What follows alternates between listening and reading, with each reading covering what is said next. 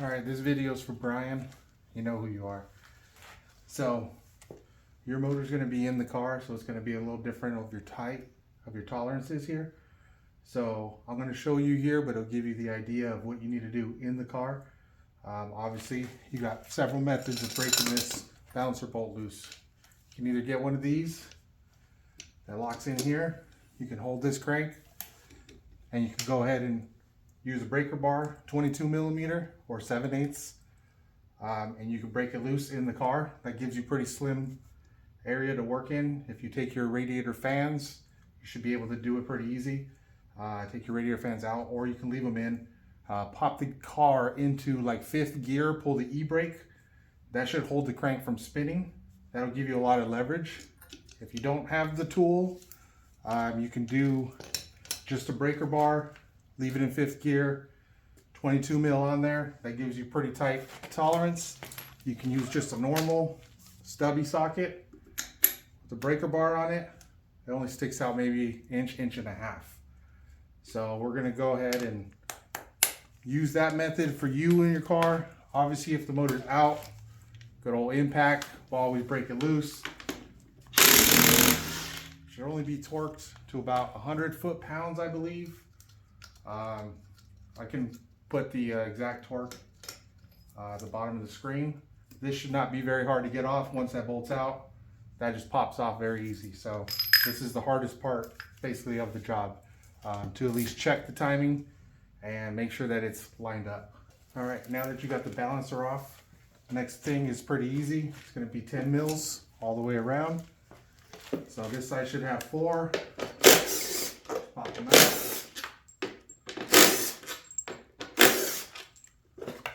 One cover. This side has 3 10 mils. Pop that one off. In the center one, you got 3, 4, 5, 6, 7, 8. 8 10 millimeter bolts. 2, 3, 4, 5, 6, 7, and 8. Now all the bolts are exactly the same, except for this little one right here.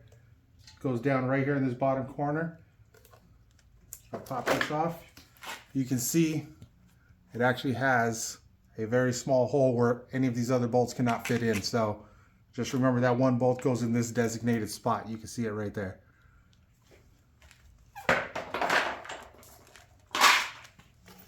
All right, there's your timing belt setup. So I'm gonna go ahead and rotate this. All right, so this motor was running. I know it's timed correctly. We're gonna go ahead and set everything to the default mode where you can take it apart safely. So what you're gonna wanna do, you got several options. You have this little tool, it could be from Company 23, that actually locks onto the woodruff key, lets you go ahead and just put a ratchet to spin it. It's the easiest way. If you don't have that, what you can use is just use the factory bolts for your balancer with nothing else in there. You can go ahead and spin it on by hand. You don't need to tighten it with anything, just all the way down. It'll stop itself. The only downside of doing this is you can only spin in the clockwise position. And if you try to go counterclockwise, the bolt will come loose. But I'll show you this way because not many people have this tool. So you can use your choice, open end wrench or ratchet. We'll do the open end to make it easier. But I'm gonna go ahead and spin this. We're gonna get it lined up, and then I'll bring you in for a close-up.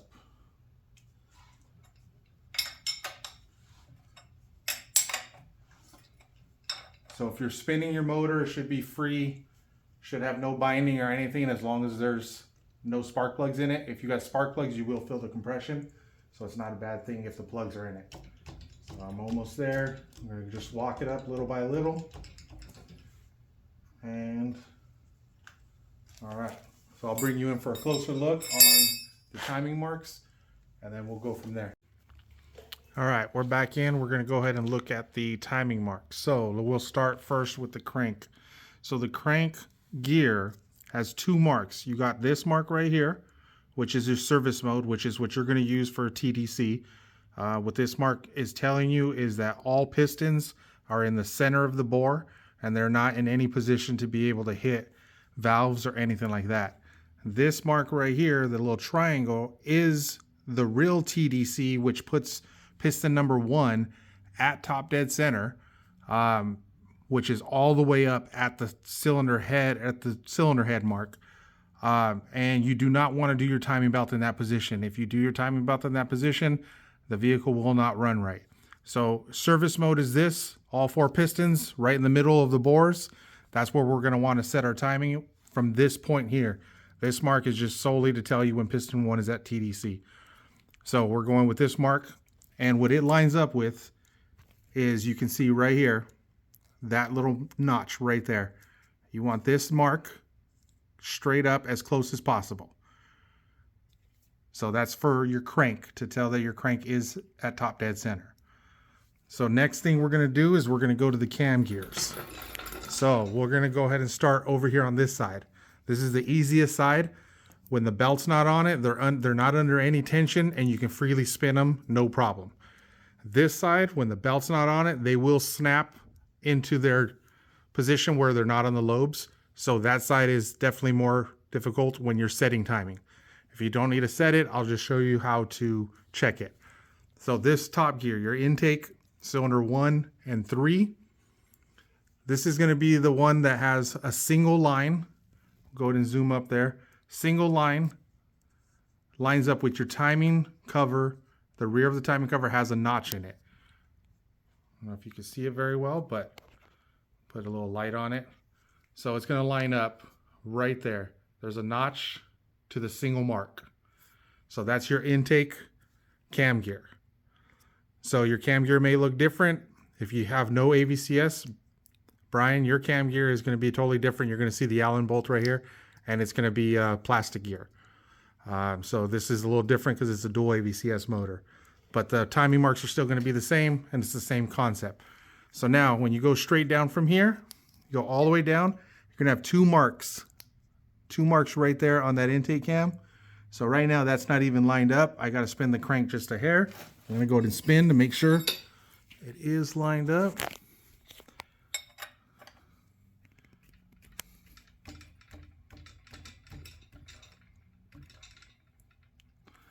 That's pretty close. So even then, your top mark is still dead on, barely moved. We are now lined up there. The crank mark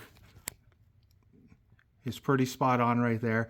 This will not look 100% straight up and down, as long as it's pretty close. Like to me, outside of the camera, that looks a little bit to the side, but it never really lines up because this mark is kind of angled. But this is, it's only going to be right here. You don't want it anywhere else. So that looks good. Intake cam top. The bottom one, these two line up. And then this bottom exhaust gear has two marks. It has that mark, which you want to make sure, 2 lines to 2 lines. And it also has this single line right here on the side. And it has this notch in the timing cover. So you want to make sure that lines up. So that would be, those two are in the proper position right now. We know the crank is in the proper position. And we're going to go ahead and check this side. And now this side always varies depending on how many times your heads have been resurfaced and whatnot. That will change the angle of the cams a little. So this one has the same thing. Intake, top notch, straight across to this notch. So it's pretty close, not 100%, but more than what we need. So this right here, do not worry about this. It's about half a tooth off, maybe. This is pretty normal, especially for heads that have been machined. Brian, your heads definitely have been machined. More than likely the block has been decked. These may not line up 100% right here, right out of the gate. But that's not anything to be worried about. Just you want to make sure that they are very close and they're not off. If you line up the intake, you're good. Go ahead and go down. If these are off, that's fine. This one has another mark as well, which is here. And the same thing, a notch on the side. So this one lines up fairly decent right there. But in all reality, it's not that big a deal as long as they are super close. Because if you see, if I just spin the crank, which as it's firing the cylinders, just a hair, there you go. See, it already went by it. But you barely have to move the crank, and now they're already lined back up. So if I line those up 100%, all the way up and down, and we come back and check the crank, it barely moved. And these ones, pretty much still on. So I don't really worry too much about these two gears because sometimes they are off of that half a tooth. It's not that big a deal. Concentrate on getting this centered. Then we could check these. And if you need to line these up, these are the most important ones, and they should pretty much almost always line up. And set those. And if you have to, barely move that crank. Barely move the crank a little, as in the rotation of the motor that it would be going, and those should line up almost immediately. But that will tell you, that's all the timing marks. That's all you need to worry about. Crank, right there, to the notch on the little crank sensor. Intake, to the notch on the timing cover. Also these 2 to 2 lines. Be careful. They have 1 notch and 2 notch on each gear. This one has it 1 on top, 1 on bottom. Do not make sure that's not upside down. So 1 to 2. These 2 line up with each other, 2 to 2 here. And the 1 notch goes here, and the 1 notch goes here. Same thing on this side. Do not put the 2 notches up on top. Your cam gears might have the mark still. Normally there's green on the 2s, white on the single. Same thing on the side, white on the single. So that's all you want to make sure. Once you have it all together, that should at least be able to check your timing. And if it's lined up, then your timing is spot on, and it should be running and have no issues.